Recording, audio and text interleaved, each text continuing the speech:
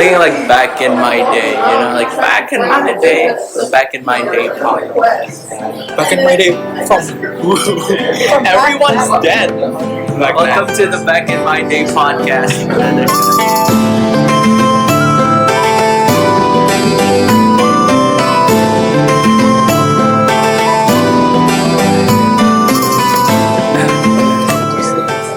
Hi everyone, my name is Mohammad Adhiyaksa. You can call me Zavian, and my student ID number is 123241236. And this is the Back in My Day podcast for the Western Cultural Civilization midterm test. And I am joined by two of my friends, Izzad and Lala. Why don't you guys also introduce yourselves? Alright. Me, I'm 123241061. Najma, Kayla, Fauzi, or Lala. And me, Mohammad Izzad Satria, with my NIM number is 123241056. All right, thank you, and thank you for thank you for being here. And it's always a pleasure to talk with you guys. And what are we going to talk about today? We're going to talk about the end of feudalism in Europe and some causes behind it, especially the Black Plague. Exactly. Yeah, so we're going to talk, just like what Izzad said, we're going to talk about the fall of feudalism. Does anyone here know what a feudalism is? So, feudalism is like Sorry, can you talk? a class structure. It's a class system in medieval Europe where basically the king is the very center and very top of it, and they would have people under them working for them. They would have a class like the king, the nobles, the knights, and of course the peasants. And the peasants would work for the knights would offer protection, and so on and so forth.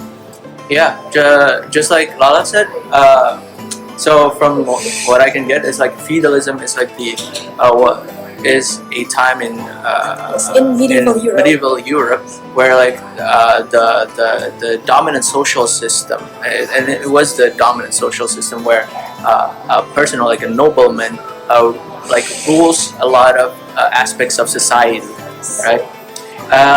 So because we're going to talk about the fall of feudalism, we're also going to talk about like how it begins to decline in like the late Middle Ages, and how how the influence still remains until even the Renaissance era, right? What we're going to delve deeper is the causes of it. So does anyone want to talk about like what are the factors of the decline of feudalism? Okay, so for feudalism itself, they already declined into the late Middle Ages, but the main cause of it is the Black Plague. The Black Plague itself originated from the Middle Asia, especially the region around what is now Kazakhstan. It is being brought by the Mongols when they invaded Russia, and that whole ordeal basically creates an environment and where diseases such as the Black Plague can rapidly infect everyone. Okay, so one of the stories mentioned a city called Kava in what is now Crimea. A trade ship from Italy traveled there, and maybe their ship got infested with rats and fleas containing the Black Plague. Rats. It was not the rat itself. It's the fleas that lives in their fleas that body. were on the rats. Yeah. Alright. So the ship traveled back to Italy, and from there it spread all over Europe. Because of the ship from Crimea? Yeah. Crazy. That's crazy. It's kind of like what The C word. Okay, the C word. But yeah. So from what I'm getting at, this plague ended a whole dominant societal structure. It doesn't exactly destroy it. It's just One of the factors. yeah, one of the factors that pushes the hardest. Since, if I remember correctly, the plague the plague killed almost like 50% of That's the European crazy. population. That's crazy. Yeah, That's it crazy. was like 200,000 million. Yeah. Right? Whoa! The amount of Isn't it? people No, not people- 200. I think Yeah. it basically almost cut the carbon emission in half. That's crazy. Yeah. So I guess we should start another plague. Wait, no. No, well, that happened. Oh right. Yeah, that happened. So how did it end? Like a plague that killed 50% of the European population and also like affected a lot of the carbon emission. Like how did it end? Well, if I have to be brutally honest, the plague burned all of its fuel. Especially the weak people died, Right. but the strong one remained. So, well, That's it died itself. Yeah, I guess so. Like they don't have any more people to like infect, I guess, right? It just ran out of people to infect. Not exactly ran out. It's just it limited itself. Yeah, oh I see. The Black Plague still remains to this day. What? Yeah. It still exists. Why don't we have Black Plague? Because of the vaccines? No, it's because the rise of antibiotics practically makes it easy And we to probably be have like treated. better antibodies to go Oh, I against guess so. Yeah, that's true. The Black Plague itself acts as like a bottleneck, a genetic bottleneck in Europe. Uh-huh. So when the plague hits, the strong people with good genes, they survive. So Natural selection. yeah, natural selection. Charles Darwin. So, like, what are the symptoms of it? Like, how did people die from the plague? The plague hits really hard on the immune system. Like 1 hour, you're feeling fine, but the next day you have boils all over your body. Crazy. It's So you're boiling alive. Is that it? It's not boiling a lot. it's like those holes and stuff, right? Yeah, they're colored dark, so it's Oh, basically it's called- you're rotting alive. Oh yes, Is that that's why why it's called Black Death? Plague? Yeah. yeah, Black Black Death, Black Plague. And also the overall grim environment in Europe at that time. yeah. True. It was the Like Dark the Ages as the well. Dark Ages, yeah. The hygiene system wasn't really there. Yeah. You know? And the science, like the only stories that I heard, like the way, like one of the medical systems, like one of the way they heal people, like especially like fevers, they just let them bleed out, right? And they think like it's I mean different systems, you know. It's and I'm glad that we're way past it. We're immune to such black plagues. As we can talk about the other factors, like per se the technological advancements, right? Because like I think in feudalism, like most of the Main income. yeah the The main main income is agriculture, right? agriculture, right? So like people also advanced, like they develop technologies, agricultural technologies. So yeah, how does a technological advancement declines a dominant society? It doesn't exactly decline. Since the Black Plague killed a lot of people, basically every societal structure, especially agriculture, which is the main economy at that time, they basically collapse. And since they lack the manpower needed, they are forced to innovate. And here's the thing. So the kings, that like the feudal lords, they weren't really interested in investing in agricultural technologies. They weren't? They were. Oh. They were actually focused on improving their own lifestyles, like keeping their lifestyles. Right. And so the people would suffer. And you know how they would like increase their income? They would just make more land. They would just make more agriculture and then make the wages lower. Make more land. No, like not really make more land, like make more, I guess, like fields to plant on, like stuff like that. Oh. And so more people would work and the wages would go lower, and that made the people angrier. And maybe like the quality of life is even lower. You know? Yeah. See. So the feudal lords, right? The noblemen, they own the land, right? That are mainly used for agriculture. Why don't they invest on that? And they will gain profits on the technological advancements of the agricultural technology. I guess from what we've seen today, in fact, they risk their labor force like fighting against them. Yeah. So The smarter they become, the smarter they realize that their working conditions are practically not human. Right. Yeah, and it would cost them more money to invest in the agricultural. Oh, right. Yeah. Yeah. And they'll probably think, oh, that's not really how we did it back then. Yeah. It's a risky move to. Yeah, if it's working now, why change it? Yeah, exactly.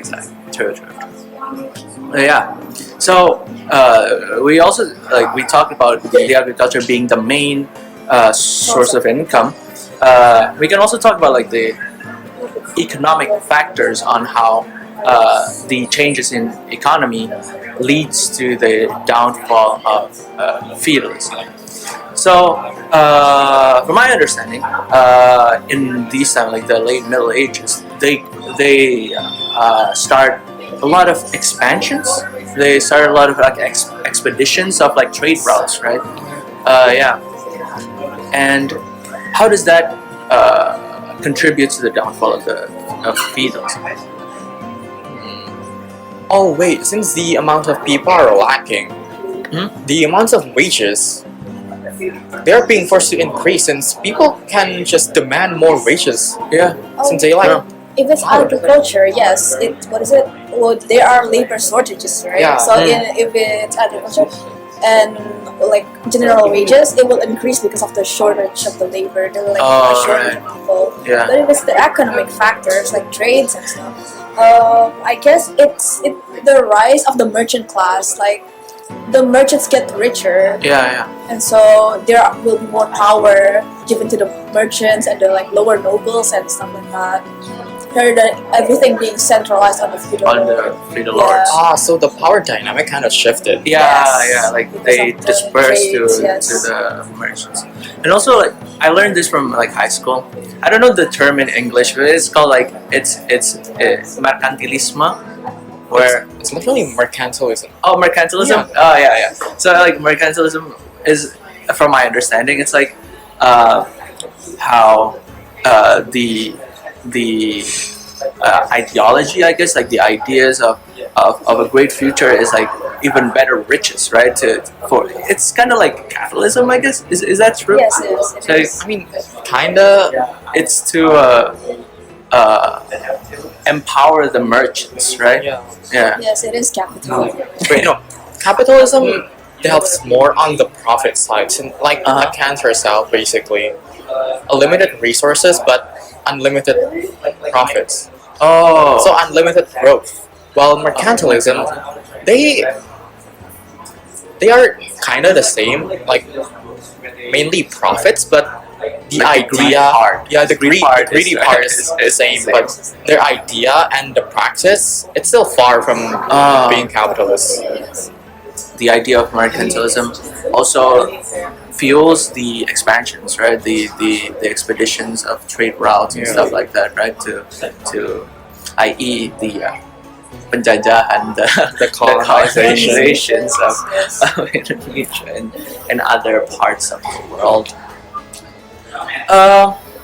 But yeah, like you also mentioned, like the labor shortage in like the agriculture parts and that sort of stuff also give rise to, say, social changes, right?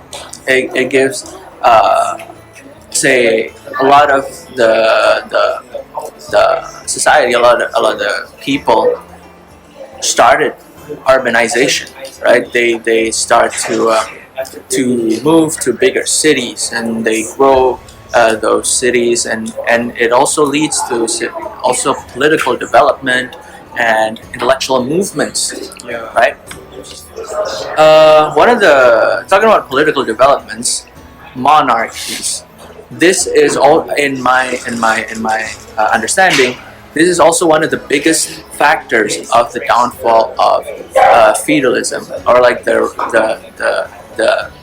chokehold that noblemen had, like the landowners had, it became more centralized to the kings, The main family. the main families like that. So this is my question: what is the difference between feudalism and monarchy? Well, they're both ruled by a king, but the amount of land and I guess influence is different. While feudalism, they mainly focus on a single king governing a single land. And while monarchies, the main king, or I guess emperor, they rule over a bunch of lower ranking nobles that they themselves control some part of land, but they still answer back to the main king. Oh, So yeah, it is more centralized. it is more centralized in the monarchy. Do you guys think? Would you rather live in feudalism times or the monarchy? It's just opinion. There's no Well, if I have to choose, I guess to be monarch. Yeah. as the monarch. Wait, no, not as Everyone monarch. Well, yeah, if I have to have an option to be a monarch, then yes. Well, I'd rather not live in medieval ages. How about Right. that? Yeah. Well, monarchy still exists today, so I can just choose to be skew so. the timeline.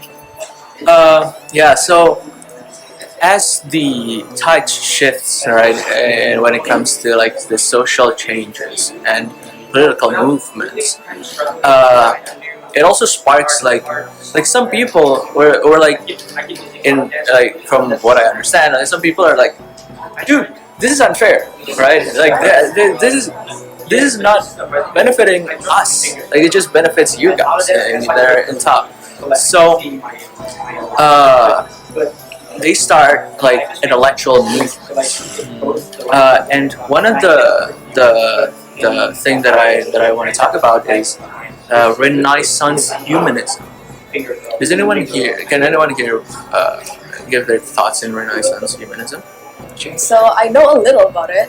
Renaissance humanism is like a rise of a movement who focused that focused on humans, like the beauty of art, the beauty of humans. So people would actually like study more about humans, like such as realism, like no, like Da Vinci or someone else, or I forgot, but it was an artist. He would open cadavers to study human bodies like for real, Rather than just cutting people's veins. yeah, he Letting would do them that bleed. to actually draw and portray the human body properly. Oh. Yes.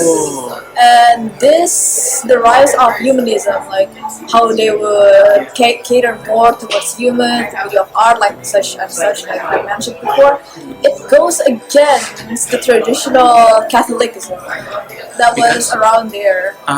Because they were like focused on the Bible and they were focused on like the rigid system, the rigid traditional system, but now they're like more free, they're more human to say, rather than focus on traditional values. So was like Renaissance humanism like an anti-Catholicism? Not really, but they were seen as rebels, but they weren't exactly anti-Catholicism, because there's like people would also like draw on Catholic, what is it called?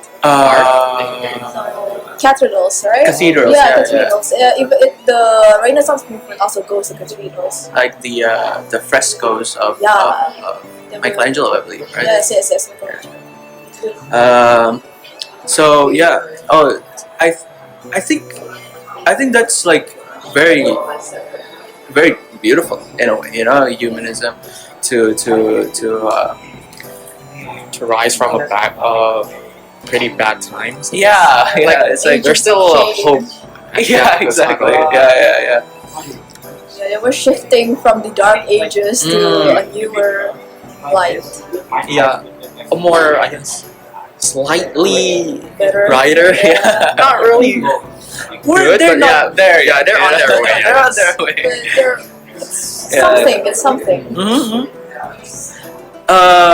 Yeah. So, like, I think it stems from Renaissance humanism that the people of that time start to value value human as like individuals. You know, they're not just they're not just servants to the lords, or they're not just workers to the Kings and the kings and nobles, I guess, and they start to see themselves like perhaps like agents of change, right? Yeah. And like they have their own independence and stuff like that. Actually, in Renaissance humanism, back then people would only draw nobles, but in the Renaissance humanism movement during this time, people would actually draw commoners also. Oh, There were art of commoners also, so it's also a bit of there's also a bit of social mobility. So right. Was the say like how were they viewed? How were Renaissance humanist artists viewed back in the late Middle Ages? I'm not actually too sure, but they were surely viewed as intellectuals. That's one thing for sure, right? Right. Yeah. All right. So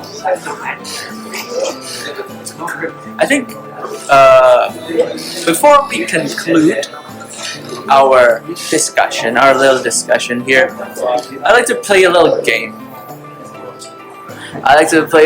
And it's called "Don't Quote Me on This."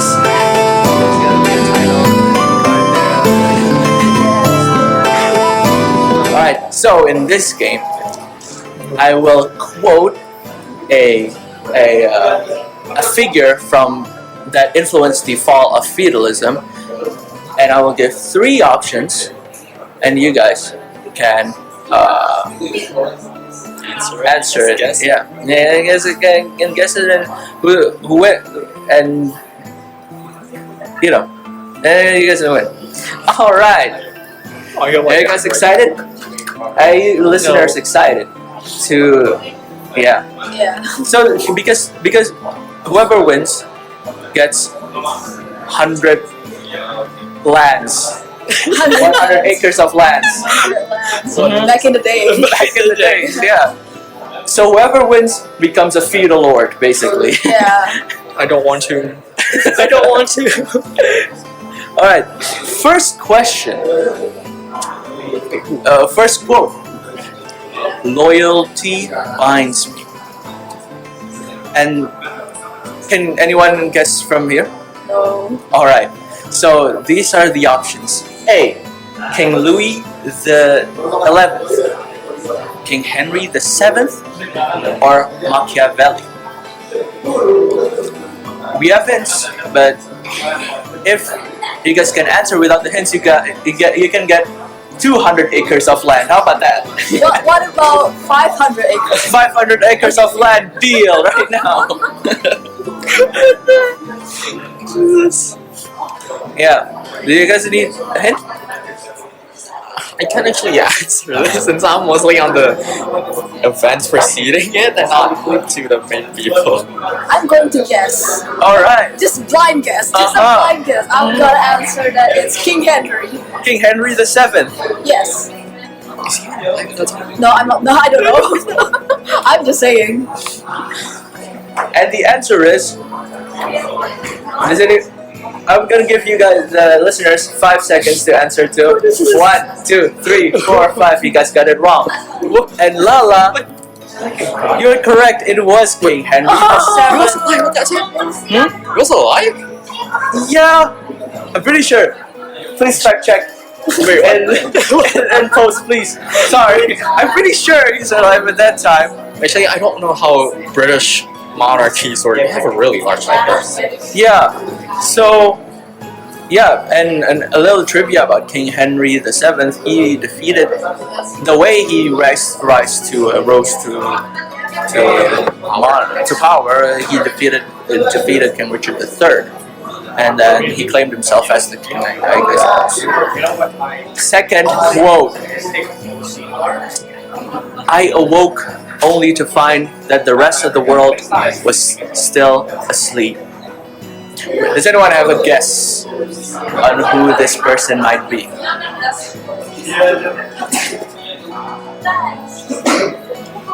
Wait, hold on.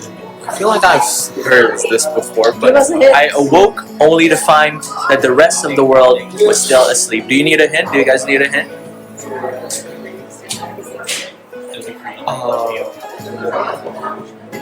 Actually, I don't know All right. Give us The a- hint. give us a- exactly. The hint is who painted the Mona Lisa? Da Vinci. Is Da Vinci your?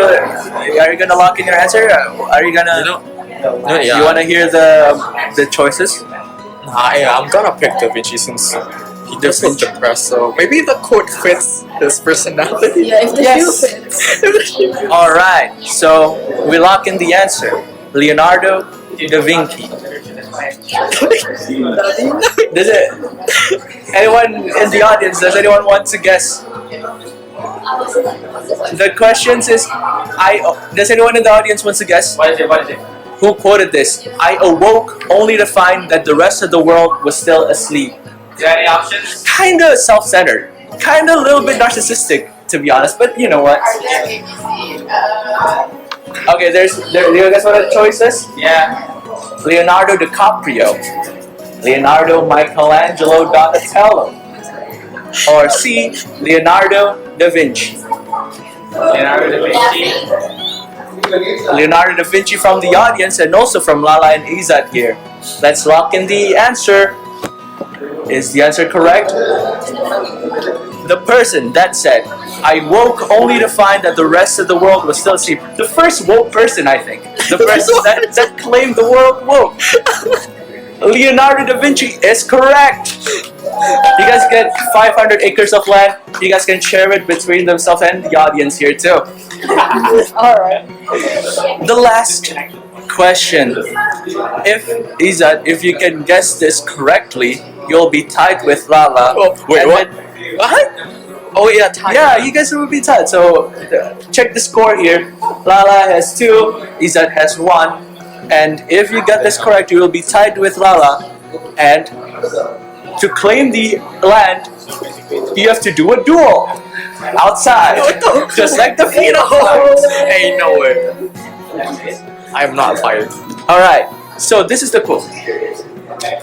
I did not tell half of what I saw, for I knew I would not be believed. You know? You guys want to repeat the quote? I did not tell half of what I saw, for I knew I would not be believed. So it's a little bit of like wanderlust sort of thing. Like they're an explorer that likes to explore. You know, it's like, oh, I don't tell anyone about what I saw because I myself wouldn't believe it. Like how beautiful it is. What are the options? You guys want to know the options? First one, Christopher Columbus. The second one, Marco Polo. The third one, Amerigo Vespucci. Do you guys also want a hint? I'm gonna bet on B again. You guys gotta bet on B. Alright, Lala's gonna bet on B without a hint. Do you need a hint? Does the person live before or after the fall of feudalism? I believe they contributed. Like what they did contributed to the fall. Okay, a little bit a more narrow hint, okay? What they did opens up a new trade route system. So yeah. Or like All of them did. all of them did. The hint is not hinting. I believe, fact check this on post, they were also a part of the Mongolian expedition to China. B? And you also answered B. Yes. Does the audience want to contribute? Does the audience want to answer here in the studio? Who said, I did not tell half of the world of what I saw, for I knew I would not be believed? Jesus from one of the audience. Does anyone want to answer to? You. What's the question? Who said, I did not tell half of what I saw, for I knew I would not be believed? Sounds like Elon. Yeah. What they did was revolutionary. They didn't invent Tesla. But yeah. Bro invented time travel. Okay. One of the audience said Elon Musk, Jesus Christ of Nazareth, and both Lala. Only it could be other name than Jesus. Oh right, yeah. I guess that's true. How about not Jesus? Jesus. Jesus. Like from Mexico. Perhaps so. Okay, so the answers are Elon Musk, It's a random guy. Jesus, and Jesus Christ of Nazareth, and also Marco Polo from both Lala and Izzad. And the correct answer is B, Marco Polo. So congrats to both of you. If you guys want to claim the 500 acres of land, you guys can duke it out outside, dual style, feudalism style, and whoever remains the best becomes the owner of the land, and you guys can start the rise of feudalism. So like the downfall of the rise of kingdom. And this podcast is sponsored by Rise of Kingdoms. How did it become a sponsored podcast? Alright. That's straight too far. So, I think the conclusion of our discussion today is that feudalism was the dominant societal structure of the late Middle Ages, and it wasn't great, but it was just the time. But then there were a rise of other things. One of the tragic things are the Black Death or the Black Plague that decimated a lot of it's kind of like the Thanos snap kind of for white people. Turns Europe into a blank state. Yeah, that's Ooh, that's kind of fun. And also give rise to other stuff like political movements, technological advancements, and also one of the intellectual movements are the Renaissance humanism that also give rise to individualism that give more worth in the people. Yeah, in human culture. Does anyone have wanna also give their last words to the audience? I guess my last word is the end of feudalism. Well, they kind of ended the stagnancy of the world. I mean, it did last pretty long, if I just remember. Yeah. Well, that's basically where all of our I guess foundation of a modern society originated. Oh yeah, true. So yeah, it's a pretty bleak event, especially around the Black Death. Mhm. But it did it forces innovation to happen that still lingers to this day. Does Lala also want to get? No, I think that's it. Okay, thank you.